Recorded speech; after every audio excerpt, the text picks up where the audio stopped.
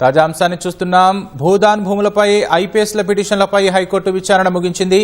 మరింత సమాచారం మా ప్రతినిధి శ్రీకాంత్ నుండి తెలుసుకుందాం. శ్రీకాంత్, చెప్పండి, ఐపీఎస్ల పిటిషన్లపై హైకోర్టు విచారణ సారాంశం ఏంటి? మహేశ్వరం మండలం నాగారం గ్రామంలోని సర్వే నెంబర్ 194లో ఉన్న భూములన్నీ కూడా పట్టా భూములే. ఆ పట్టా భూములను మేము కొనుగోలు చేశాము. దీనికి సంబంధించిన విక్రయ పత్రాలు కూడా ఉన్నాయని చెప్పి కూడా ఐపీఎస్ లు అప్పీల్ పిటిషన్ దాఖలు చేశారు. ఈ అప్పీల్ పిటిషన్ పై సీజే ధర్మాసనం విచారణ చేపట్టింది. రవి గుప్తా, మహేష్ భగవత్, శిఖా గోయల్, సౌమ్య మిశ్రా, తరుణ్ జోషి, రాహుల్ విగ్డల్ సీనియర్ ఎక్స్లతో పాటు మరో కొంతమంది కూడా ఈ పిటిషన్ దాఖలు చేశారు. ఈ పిటిషన్ తరఫున సీనియర్ పిటిషన్ల తరఫున అంటే అప్పీల్ పిటిషన్ దాఖలు చేసిన పిటిషన్ల తరఫున సీనియర్ న్యాయవాదులు దేశాయ్ ప్రకాష్ రెడ్డి, నిరంజన్ రెడ్డి కూడా వాదనలు వినిపించారు. ప్రధానంగా కింది కోర్టు తమ నోటీసులు జారీ చేసిన తర్వాత నోటీసులకు సంబంధించిన వివరణలు తీసుకోకుండానే ఆ ఉత్తర్వులు జారీ చేసిందని చెప్పి మధ్యంతర ఉత్తర్వులు జారీ చేయడాన్ని నిలుపుదల చేయాలని చెప్పి కూడా సీనియర్ ఐపీఎస్ ల తరఫున న్యాయవాదులు సీజే ధర్మాసనం దృష్టికి తీసుకెళ్లారు.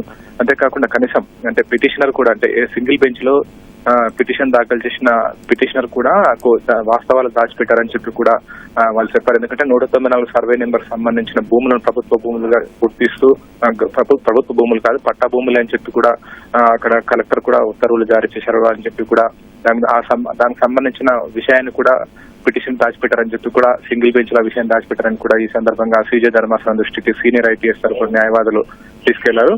అంతేకాకుండా సింగిల్ బెంచ్ జారీ చేసిన ఉత్తర్వులు కొన్ని అంటే పరిధిని దాటి ఉన్నాయని చెప్పి కూడా సీనియర్ న్యాయవాది నిరంజన్ రెడ్డి వాదన వినిపించారు. ఎందుకంటే ఇక్కడ సీనియర్ ఐఏఎస్ లు ఐపీఎస్ లు ఈ భూదాన్ భూములకు సంబంధించిన వ్యవహారంలో ఉన్నారు కాబట్టి వాళ్ళు ప్రభావితం చేసే అంశం ఉంది కాబట్టి దీనికి సంబంధించి ఇందులో నిషేధిత జాబితాలో ఉంచాలని చెప్పి కూడా జారీ చేశారు. అంతేకాకుండా తన పరిధి దాటి పిటిషన్ ఉపసంహరించుకోకుండా చూడాలని చెప్పి కూడా రిజిస్ట్రేషన్ ఆదేశించడం తన పరిధి దాటి ఉత్తర్వులు జారీ చేశారని చెప్పి కూడా సీనియర్ న్యాయవాది నిరంజన్ రెడ్డి కూడా ఐపీఎస్ తరఫున వాదించారు.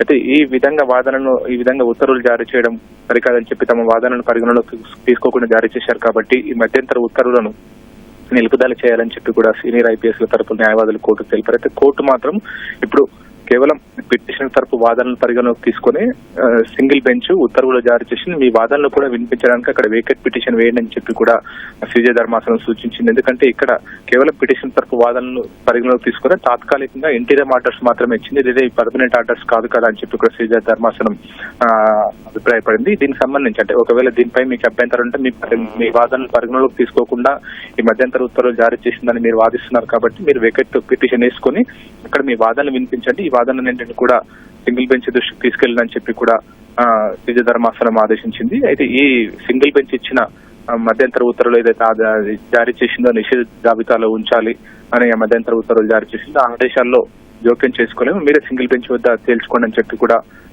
పిటిషనర్ తరపు న్యాయవాదిని ఆదేశిస్తూ సీనియర్ ఐపీఎస్ లు దాఖలు చేసిన పిటిషన్ పై విచారణ ముగించింది. రాకేష్, ధన్యవాదాలు శ్రీకాంత్.